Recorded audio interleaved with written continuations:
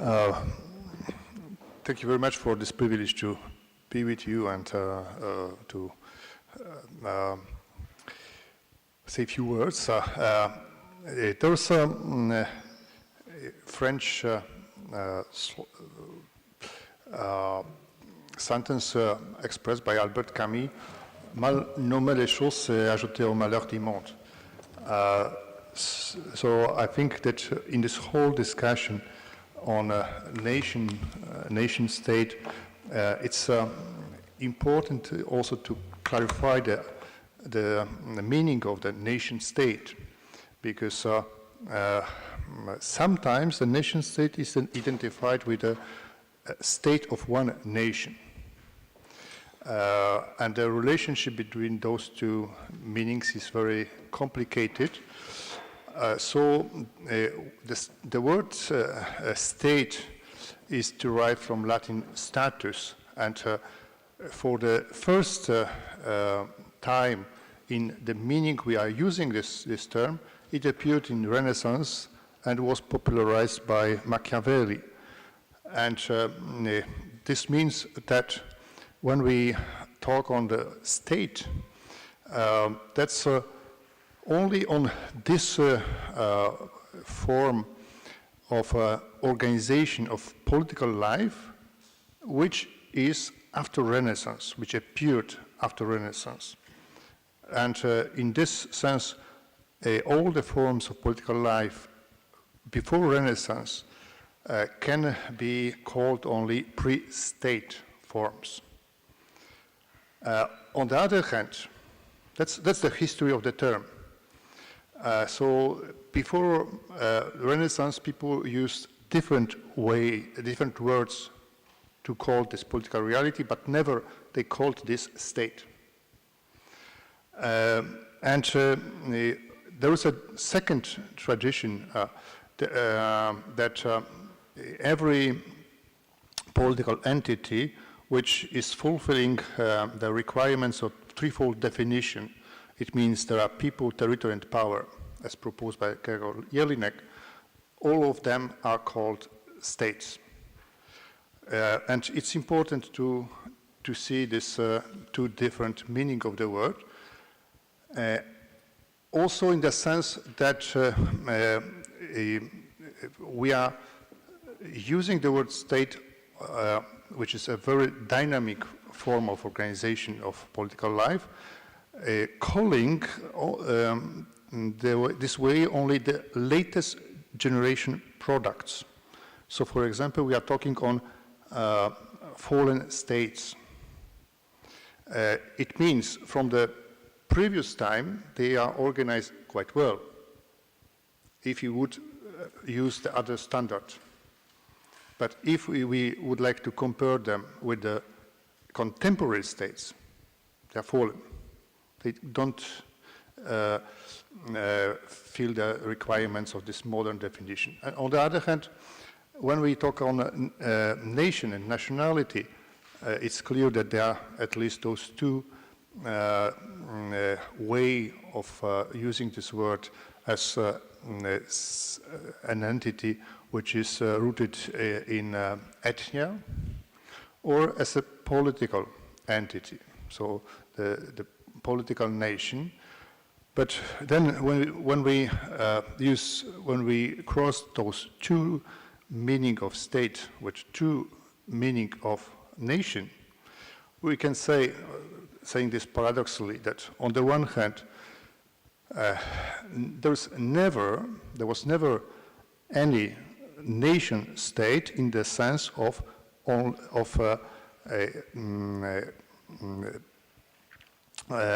inhabited by strictly homogeneous society.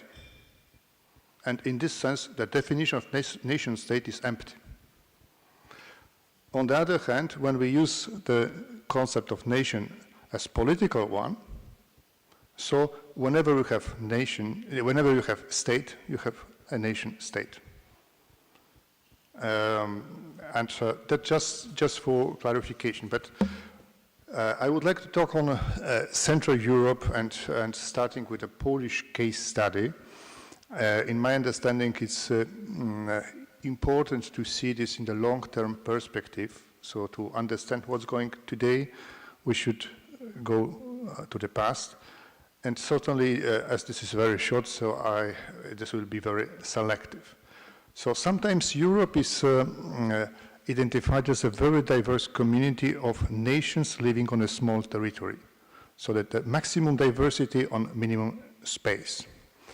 And if, for example, when we teach on Greek political philosophy and on the many poleis they formed, we are using the term that this was a laboratory of political systems with those diversity of poleis.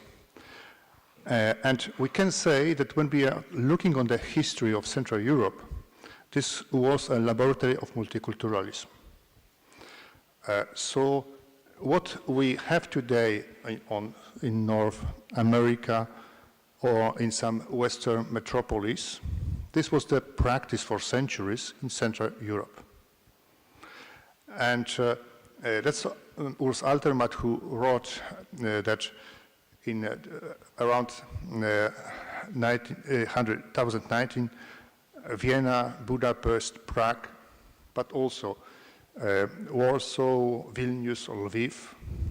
They were cities very similar concerning the inhabitants as today London or New York or Paris.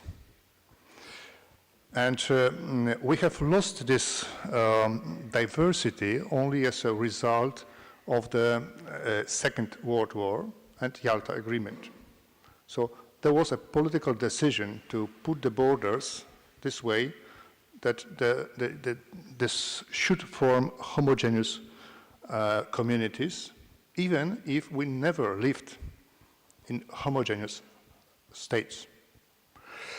And the reason for this multi-ethnic and multi-religious communities is rooted on the one hand in this idea of Polish, Lithuanian, and Lithuanian then Commonwealth, which was unique because this was union of nations. So not because of dynastic rules, but because there was an agreement between those who represented nations.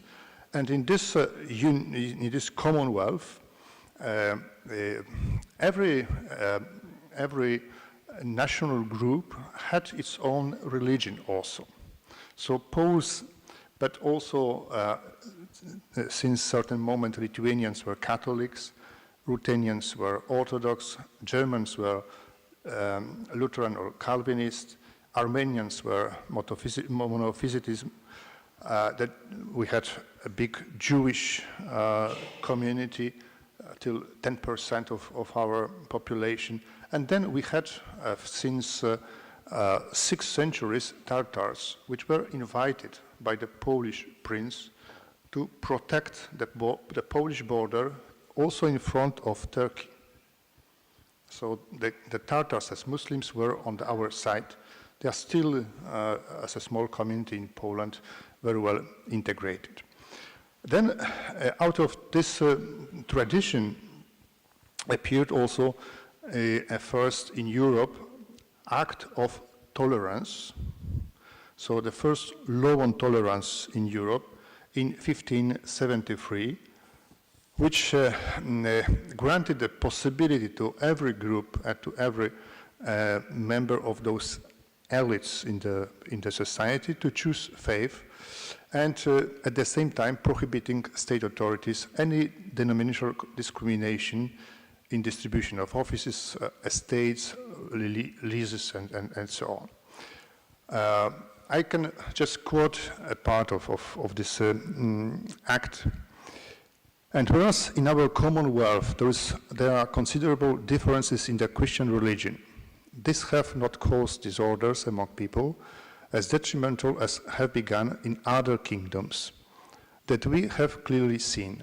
We promise to one another for ourselves and for our descendants, for all time, pledging our faith, honor, and conscience, we swear that we who are divided by faith will keep peace among ourselves and not shed blood on account of differences in faith or church, nor will we allow punishment by the confiscation of goods, deprivation of honor, imprisonment, or exile, nor will we in any fashion aid any sovereign or agency in such undertakings. And certainly, should someone desire to spill blood on such account, we shall all be obliged to prevent it, even if the person uses some decree as pretext or cites some legal decisions. And this Toleration Act was also an act which, on which the new elected king should promise that he will respect this tolerance in the country. This is also why Poland was called a shelter for heretics, so that people who were looking for tolerance, for a shelter, they were coming to Poland. Why this happened? When you are looking on the medieval map of Europe, there are two places where you have the borders between Christianity and pagans. One is Iberian Peninsula, and then Catholicism was used as a factor to mobilize people against Islam. The other border was in the Polish Commonwealth, and by chance, the biggest obstacle, the biggest danger for Poles was formed by Catholic Teutonic Order. So to fight against the Catholic Order, the Poles organized a union with pagans, that were Lithuanians, but also with Tartars. And this was the question of policy. And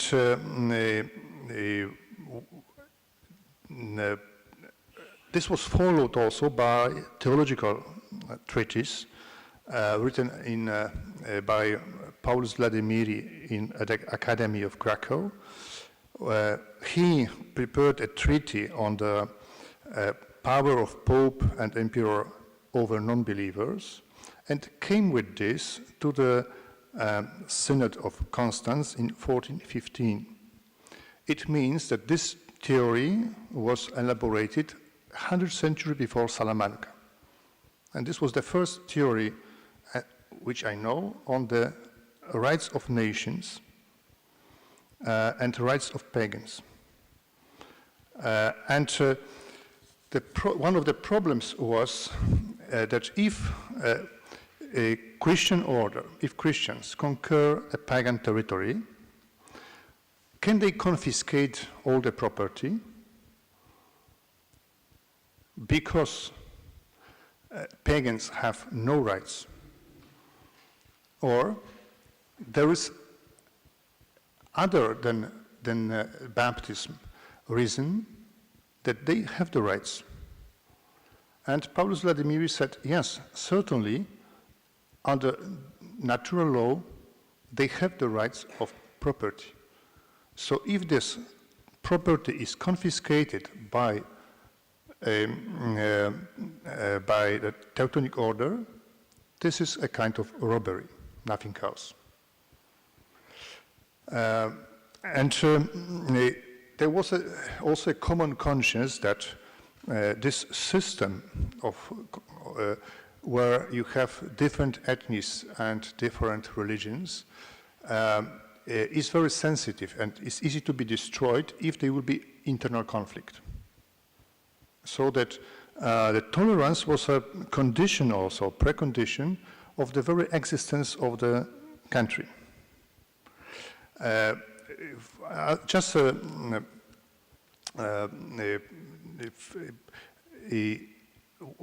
as an anecdote, the Polish deputies were also sent once to Paris, and they forced King Charles IX to promise that on the one hand, he will stop the besiege of La Rochelle, and then that his brother, who wanted to be elected as Polish king, that he will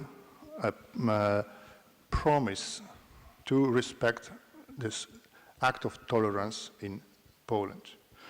This was called Postulata Polonica, and this takes place in Notre Dame Cathedral in Paris. For this reason also, they was created on the Polish territory the union between those Orthodox living in Poland and Catholic Church, which is known today as the Greek Catholic Church. This lack of internal conflicts on the ground of religion, ethnia, and so on, this provoked also that we had no very sharp conflict also in 19th century between the church and trade unions and different groups of workers and so on, because there was no tradition, and it was clear that to be against the church was to be against the nation. Then, where is the Central Europe? Where are the borders? When we are looking on the map of Europe, it's clear that you have Eastern and Western Europe in the sense of the border which is marked by Roman Empire, Eastern and Western, by Eastern Western Christianity, Greek and Latin alphabet. But in the architecture, for example, the border, the limit of Gothic architecture was always the Polish eastern border. So in this sense, this was always the border of civilizations. And on the other hand, when we are thinking, but where is the Central Europe? We used to say that this is the land and nations that lie between Russia and Germany. And this is very important to understand this.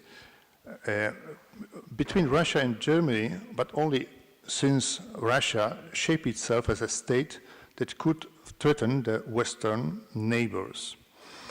And with especially the partition of Polish-Lithuanian Commonwealth at the end of 18th century, so there was this perception that Central Europe is something which is not East or anti-East, in the sense that on the East there were two anti-European wedges embedded as Tatar Muscovy and Turkish one. So Russia and Turkey was regarded as opponents of the West, and that the mission of countries in the Central Europe was to be antemurale, so to protect the border of Christianity and at the same time of the Western civilization. Here,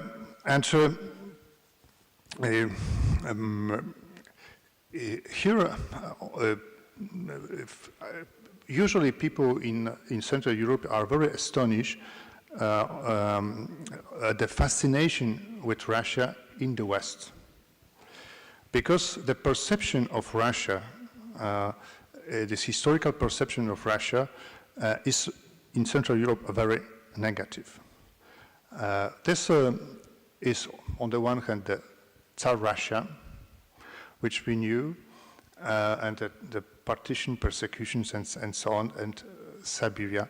1920, the Red Army in Poland, which was stopped only in Warsaw. Then 1939, aggression by Germans and the Soviet Union together. 1944, Russians again in Central Europe. And they left my country only in 1993. So that's the perception concerning what is the Russia. And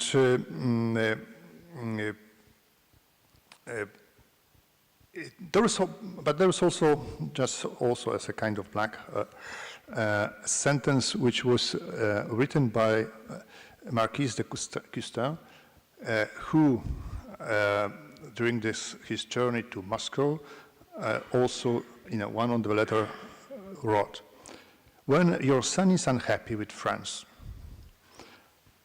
take my advice and tell him, go to Russia.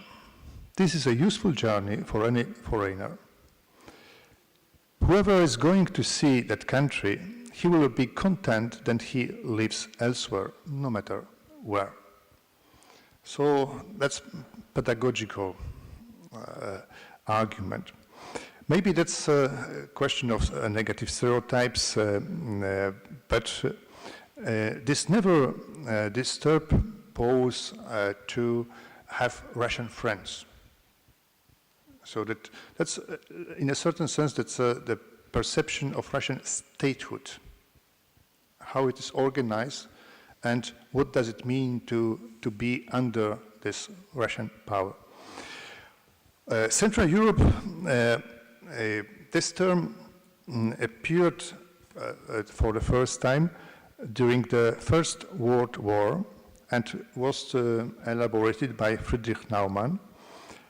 And originally, he sought to establish Germany's hegemony in a global policy based on the colonies along the Great Britain, Russia, and United States.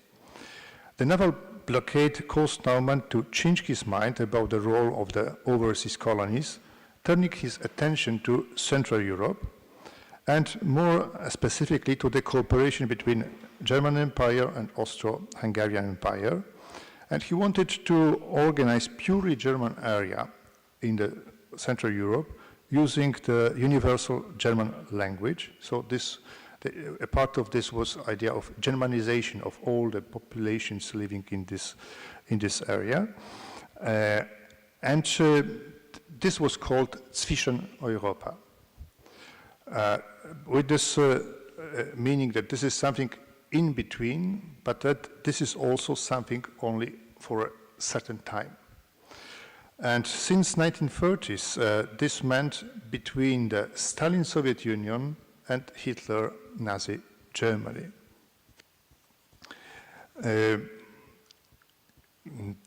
Today, it's clear that on the one hand there is no threat from Germany, and there is a achieved process of reconciliation.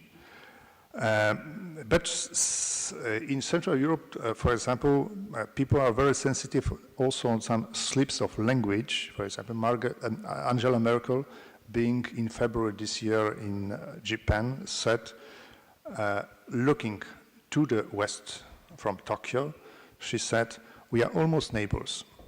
We are far away from each other, but only Russia is between us." So between Berlin and Tokyo, there's only one country. And the Russian aggression against Georgia and Ukraine provoked also a push for a stronger NATO presence in our region.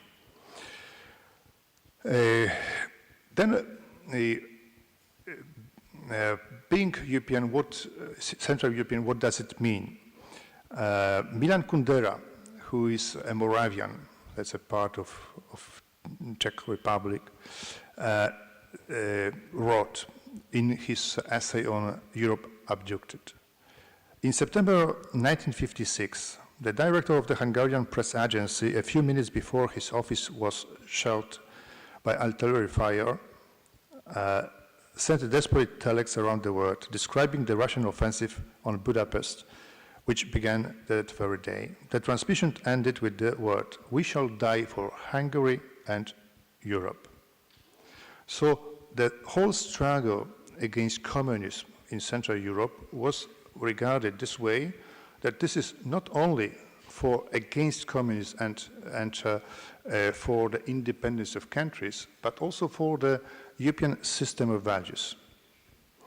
And when finally we succeeded, so the new talk started that the countries of Central Europe were not so much expected in the Western structures, in the structures of Western world, so that the countries are not prepared enough, not educated enough, and not rich enough, and that they should wait as second-class Europeans and poor relatives of those who are living on the West. And this kind of resentment concerning this approach to people in Central Europe sometimes is coming back also in discussions in newspapers. But on the other hand, there is this perception that when we fought for Europe, Europe in a certain sense disappeared. So that what we see on Western Europe, there is no more Europe. And in this sense, that the backward Central Europe has become the most European part of the old continent. So in this discussion, you can sometimes also meet this argument that we in Central Europe, we are more European because we preserved the European tradition, we preserved the European values, and that's our task also today. This is an argument concerning, for example, the discussion on migration and hostility, a kind of or reserve concerning Muslim migration. Because in Central Europe, you have a lot of migrants. In Poland, for example, we have between 1 till 2 million of Ukrainians, Moldavians, Belarusians, but also recently people from Vietnam, Korea, China. But the government always avoided Muslim migration to the country. But not migration at all, because also they are conscious of demographic crisis in the sense that we need people as other countries in Europe. And the next element is that this feeling that those countries which are between Germany and Russia can easily disappear. Ivan Krastev, the Bulgarian writer, leftist, he put a question: will be anyone in 100 years to read Bulgarian poetry? So after the collapse of communism, diminished half of disappeared half of the society in Lithuania. 1/3 in Bulgaria, people emigrated. And that's this feeling that they can, as nation, disappear, which also have an influence on the policy.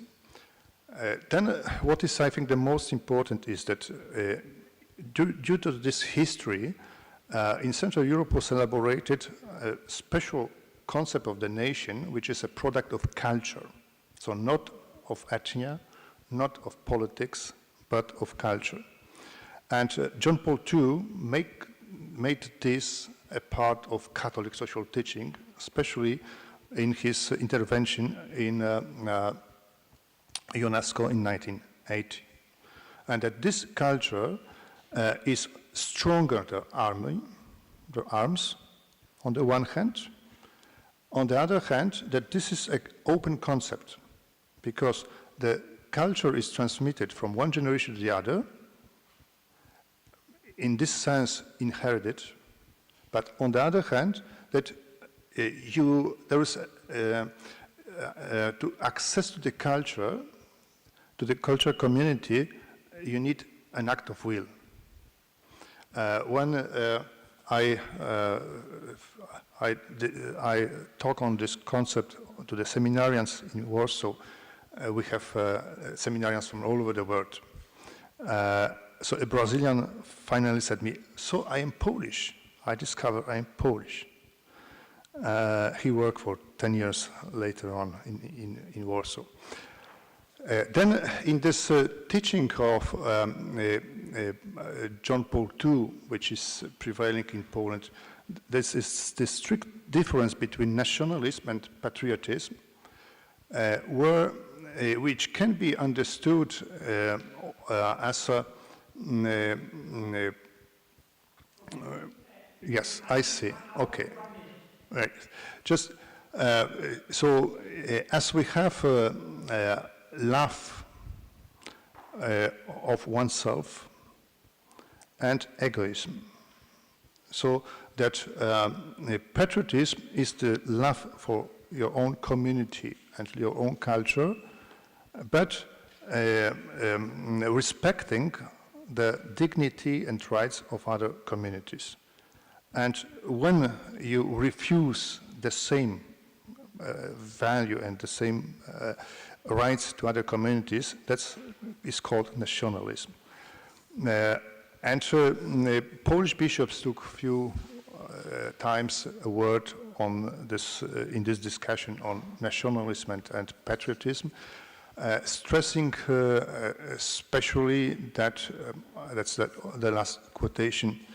For the Christians, the service to the earthly homeland, like the love for his own family, is always a stage on the way to the heavenly homeland, which, thanks to the infinite love of God, embraces all peoples and nations of the earth.